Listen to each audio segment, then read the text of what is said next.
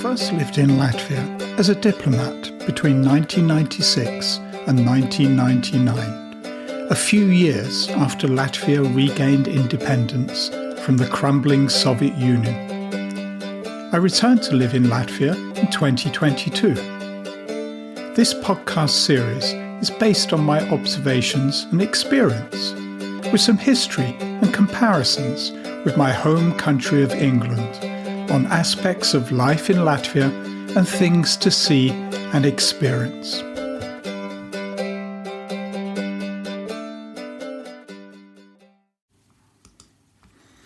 On Mežaparks.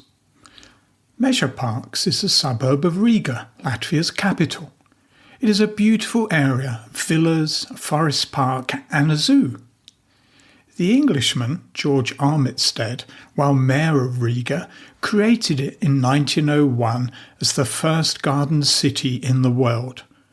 Join me as we explore this delightful neighbourhood of Riga and learn of its fascinating history. Walk with me through the park, as people have done for over 100 years. Join me on a visit to the zoo. Let's also dig deep into what the great man, George Armitstead, accomplished with his vision for a garden city.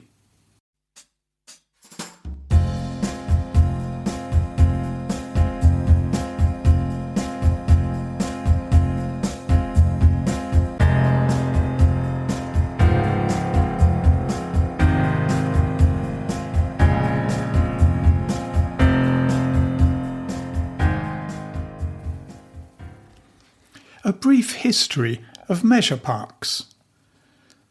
The Latvian name Mežaparks means forest park. It was initially known as Kaiserwald, Emperor's Forest in German. It had been used as a forest for recreational purposes since the 18th century and was added to the territory of Riga in the 19th century. While Kaiserwald was being developed into the first garden city at the beginning of the 20th century, many Latvians referred to the area as Mežaparks rather than Kaiserwald. However, the Riga city administration still called it Kaiserwald. After the German occupation of Riga during the Second World War had ended, the area became only known as Mežaparks. It consists of a residential area to the south and a large forest park to the north, which share the same name. It is located on the western shore of Lake Kišezeres. An Englishman, George Armitstead, started the development of Mežaparks while he was Mayor of Rīga. In 1901, Mežaparks became the first location in the Russian Empire, remember that Latvia was then part of the Russian Empire, to embrace the principles of the Garden City movement. It was primarily aimed at more wealthy inhabitants and is regarded as one of the world's first garden cities. The visionary urban planner Gustavs Adolfs Agter and landscape architect Georg Kupalt developed plans for the forest and dune territory into a family park for recreation and entertainment. Kupalt's vision was to create a park inspired by examples from Germany and the United Kingdom while preserving existing trees and dunes. By the start of the First World War, more than 110 buildings had been constructed in Mežaparks, predominantly in the Art Nouveau style. The area expanded during the first half of the 20th century, serving as an elite sports complex. After World War II, the Soviet government expanded the park with more recreational areas and buildings. Since Latvia regained independence, the park has seen a resurgence and remains a popular recreational location. Mežaparks is unique in urban planning history, combining natural beauty, architectural heritage, and cultural vibrancy. This makes it a special place in Riga.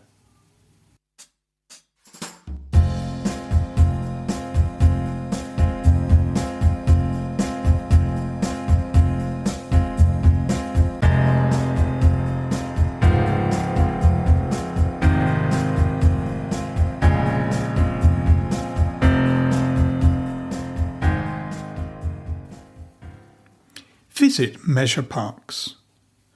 Jump on the shiny new number 11 tram from the centre of Riga. We got on it at Brivibasiela. Mežaparks will be the direction on the front of the tram. From the Hamburger Iela stop, you will start to see the villas. They are of many different designs and construction materials, but all of a similar size, as was set out in the original plans for the garden city. Many are Art Nouveau in style. It is fascinating to look at the villas when each one is so different and eclectic. You can leave the tram or walk the last stretch if you like. Otherwise, get off at Mežaparks Zoo stop. Everyone else will, even though it isn't the last stop. You are now in front of the forest park, which primarily has pine trees over its 424-hectare territory and features coastal dunes, boreal forests and protected biotopes. To the right is the entrance to the zoo. More on that later. It is a few hours well spent, especially if children are in your party. Start walking or hire one of the go-kart-like things. Well-paved paths lead you into the forest. Oh, take a frisbee with you. There is a free frisbee golf course in part of the park. One must land the frisbee in the metal rope baskets attached to trees or on stands. It looked fun, but we didn't have a frisbee with us. Find the great bandstand, which hosts the Latvian Song and Dance Festival every 5 years in early July. This event is a significant celebration of Latvian culture. Next, find the amusement part of the park, or what I call the swings area. If youngsters have energy left, they will burn it off while using the many climbing frames, exercise machines and other amusements there. Also, find the historic open-air Green Theatre, originally built in the centre of the park in 1949, dismantled in the 1980s and restored in 2003. Above all, enjoy the peace of walking in a well-managed forest just a stone's throw from Riga centre.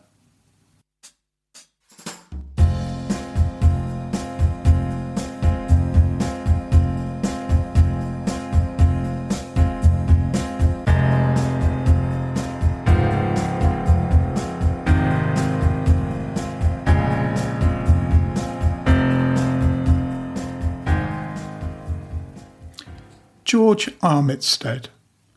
At the very beginning of the 20th century, the province of Latvia, and the city of Riga in particular, was growing in wealth. More people were enfranchised to vote in municipal elections. Being an elected city councillor was an unsalaried position, but one of socio-political status. George Armitstead, an Englishman, was elected to the Riga City Council.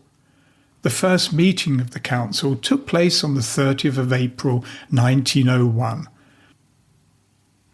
At that meeting, it was decided to transform the Kaiserwald area into a recreation park with paths for pedestrians, bicycles and horse riders. The plans also included the provision to build residential homes in the territory in the style of summer cottages, with strict rules on the maximum height of these villas and the number of buildings allowed per plot of land. This was the foundation for the first garden city in Europe. The new Riga City Council required a mayor, and councillors overwhelmingly voted for George Armitstead as Mayor of Riga in May 1901. When the results were announced, Armitstead told the councillors, all men at that time, "Thank you, gentlemen, for the trust you have placed in me. I will do all I can to prove worthy of your trust." After the Minister of Interior of the Russian Empire agreed to the nomination, Armitstead set to work. Tsar Alexander II granted municipalities some independence in decision-making, although the Minister of Interior and the Governor of the province had an overall say. Mayor Armitstead started his many good works to transform Riga from a provincial city into a metropolis. My podcast episode on George Armitstead will give you the story of what he achieved as mayor for 11 years. Many historians regard Armitstead as the best mayor that Riga has ever had. However, we will focus on his role in developing Kaiserwald, Mežaparks, into a garden city.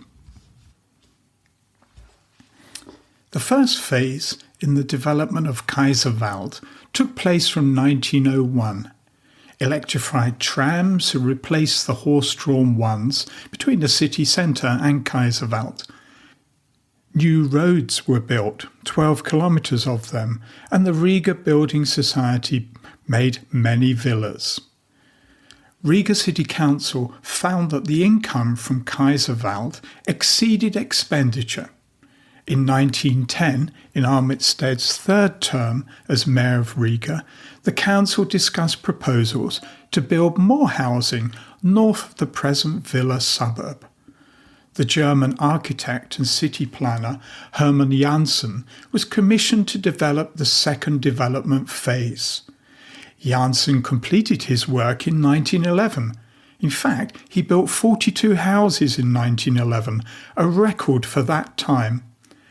Under Armitstead's leadership, 66 villas were built in Kaiserwald. Roads and tram lines were built to connect it to the city, and the water supply was developed. Oh, and the architect Janssen received 3,699 rubles and 20 kopecks for his hard work on the second stage of Mežaparks development. The Mayor of Rīga's salary was 10,000 rubles a year, considered a modest salary for such a position at the time.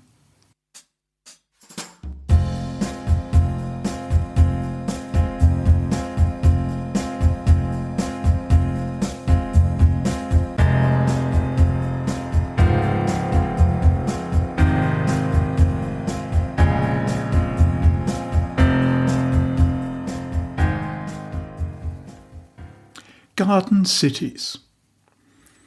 A garden city is defined as a planned urban community that combines the benefits of the countryside with those of the city, featuring green spaces, residences, industry and agriculture in a self-sufficient manner. Garden cities are often surrounded by green belts and areas of open land for recreation, conservation and agriculture, separating them from the central city. They're designed to be self-contained, focusing on community engagement, affordable housing, and a harmonious integration of nature and urban life. Often they were satellite communities surrounding a major city. The Garden City movement, born in the late 19th century, aimed to address the overcrowding and deterioration of cities by creating healthier, more balanced living environments. The Englishman Sir Ebenezer Howard, an urban planner, first proposed the concept in 1898 to respond to the social and environmental challenges of rapid urbanisation. Howard's vision was influenced by utopian novels and the desire to create a more balanced and sustainable way of life for the working class. The world's first garden city is thought to be Letchworth Garden City in England, founded by Howard in 1903. It was created to solve the squalor and poverty of urban life in London. Letchworth's neatly planned streets, attractive cottage housing and wide green spaces offered an alternative to the crowded conditions of early 20th century cities. The visionary concept behind Letchworth Garden City became a model for town planning across the globe. Its unique heritage includes a wealth of architectural styles, from arts and crafts to Art Deco. It features landmarks like the original cinema built in 1936 and the world-famous Spirella building. Today, Letchworth Garden City thrives, balancing a progressive outlook with an enterprising approach to business.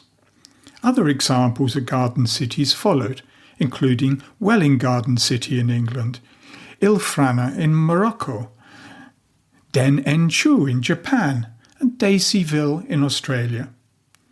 However, Mežaparks was started in 1901. Doesn't make this suburb of Riga in Latvia the world's first garden city? 1901 against 1903. In my view, it does.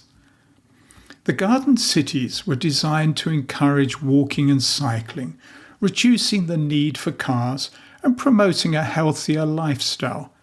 A contemporary version of this is the 15-minute city. This urban planning model aims to create more sustainable and livable cities by ensuring that all residents can meet most of their daily needs within a 15-minute walk or bike ride from their homes. The idea was popularised by Carlos Moreno, an urbanist professor at the Sorbonne University in Paris, who proposed it in 2016. It involves restructuring cities so that workplaces, shops, schools, healthcare facilities and leisure activities are all within a short distance of where people live.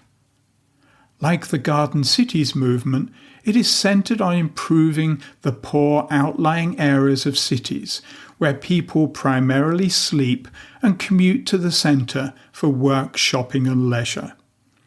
The area of Riga where I live, Imanta, was known as a sleeping dormitory, and many such areas were constructed in Soviet times on the outskirts of Latvian cities to house low-paid workers. So too was my birthplace, Peckham, in South London, although this is becoming gentrified. The 15-minute model reduces the need for cars, cuts down on traffic, thereby minimising emissions, and promotes a healthier lifestyle through increased physical activity. It is about designing public spaces, pedestrian-friendly streets, and mixed-use developments, integrating residential, commercial and recreational areas. Unlike the Garden City movement 100 years ago, the widespread availability of information and communications technology supports this lifestyle change, allowing for remote working and reduced daily commuting. The concept has gained traction globally, with cities like Paris leading the way in its implementation. In Paris, more bicycle journeys are made than car journeys. Parisians love it. Unfortunately, in the UK, the British government hates the concept. They see it as an attack on the rights of rich people to do whatever they want, especially driving big Range Rovers and similar vehicles. They have also used propaganda to say that 15-minute cities limit people's freedom. It is total rubbish, but the pressure put on local authorities by the right-wing British government is such that most cities, like Oxford, have now dropped all plans to be a 15-minute city. It's crazy politics, but that is Britain when recording this episode.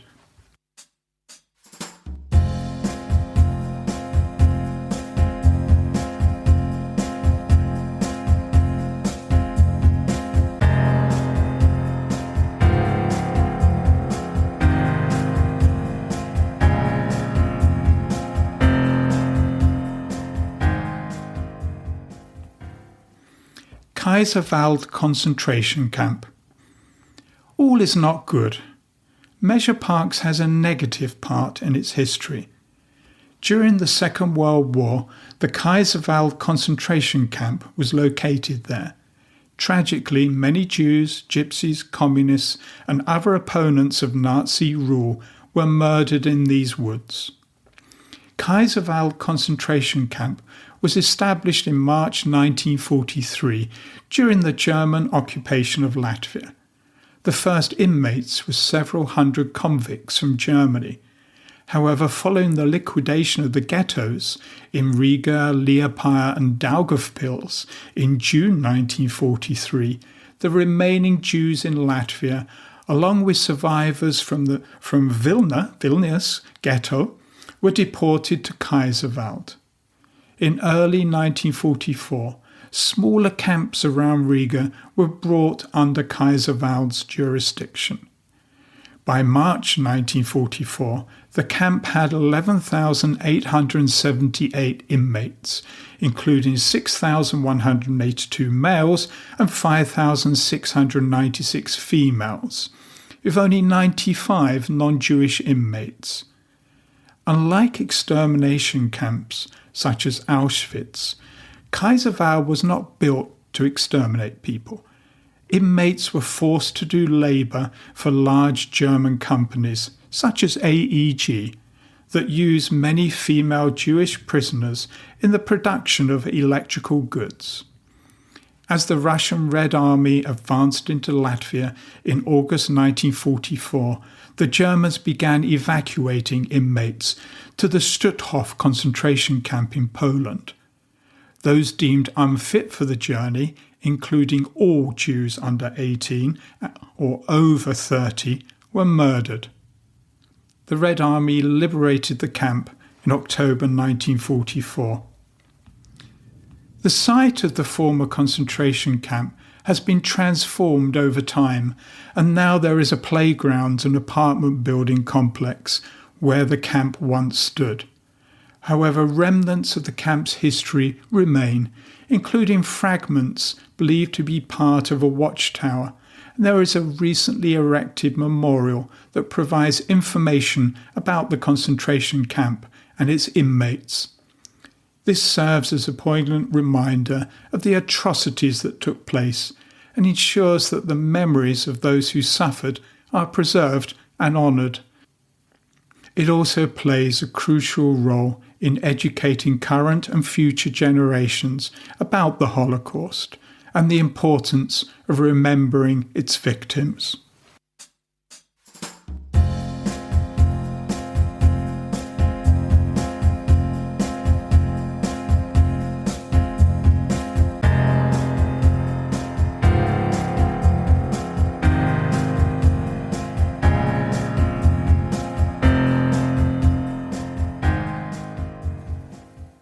The Great Bandstand. The Great Bandstand in Mežaparks is significant in Latvia's cultural history.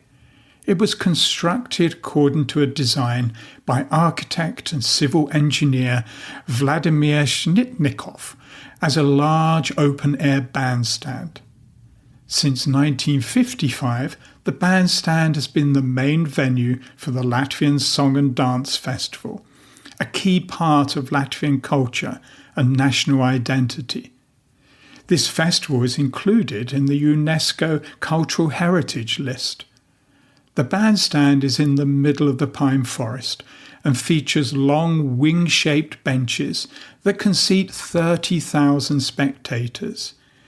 It has hosted up to 200,000 spectators during events like the Latvian Song and Dance Festival.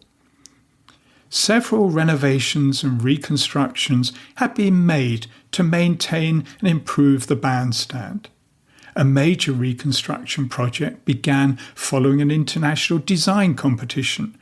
The winning design came from a collaborative team of Latvian architects. The first phase of the reconstruction was completed in June 2018, in time for the Latvian Song and Dance Festival that year. It involved expanding the audience area, increasing the seating capacity, and adding transformable audience fields to accommodate more spectators.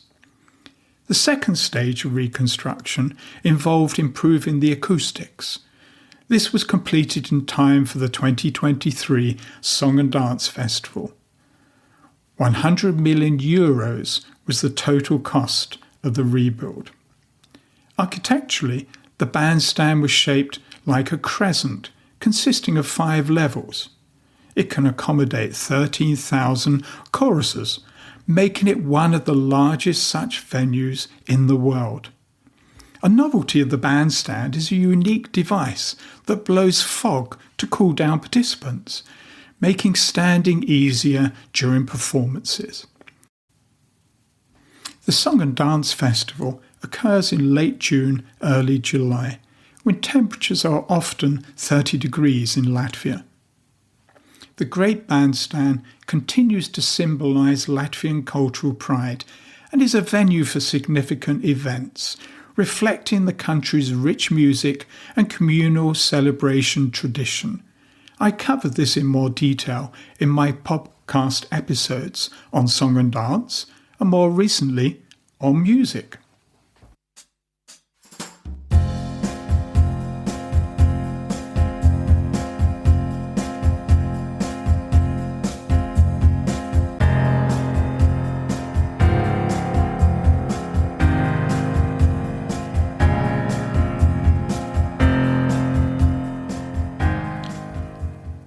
Rīga Zoo.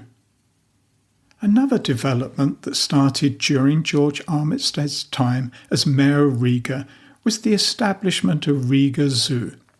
The zoo was founded after a society was established in 1908 to coordinate its formation. By April 1911, land had been allocated for the zoo, and it officially opened to the public in October 1912. Initially, the zoo housed 267 animals of 88 species. In 1914, it received significant donations, including 538 animals.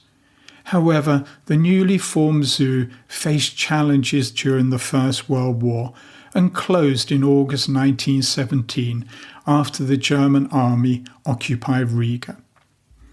After the First World War, the site became a camp for children from low-income families. The zoo reopened in September 1933 with 124 animals of 48 species. By 1938, the number of species had increased to 106. Then came the Second World War. Despite this, the zoo's collection was preserved and it reopened to the public in November 1944.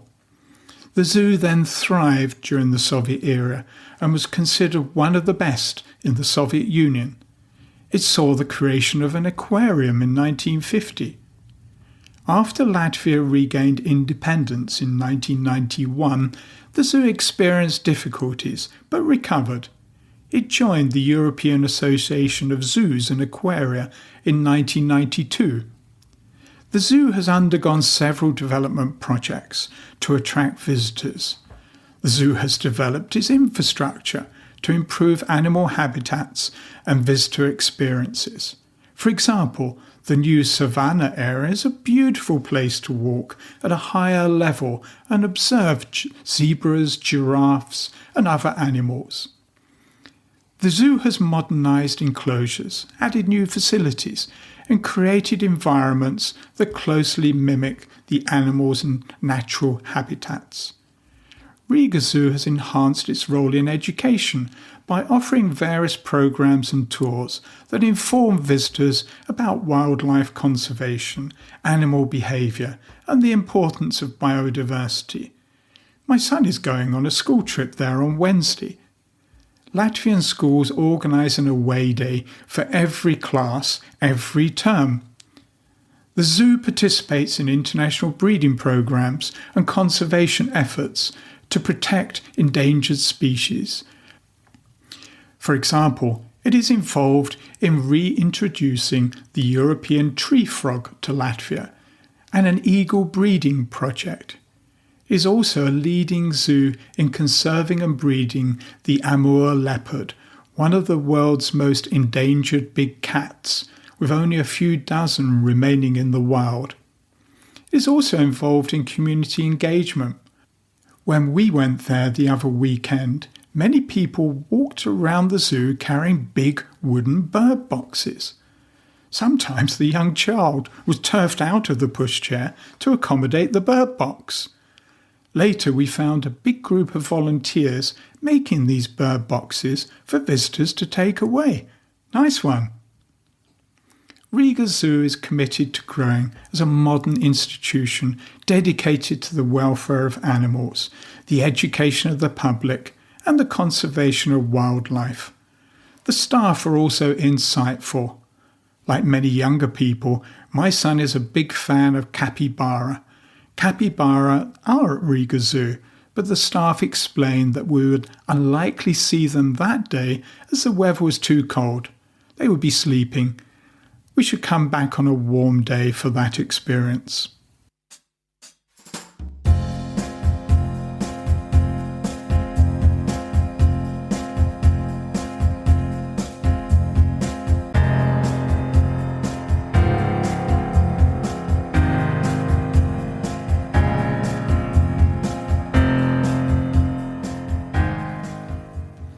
In conclusion, Mežaparks is well worth a visit if you are in Riga.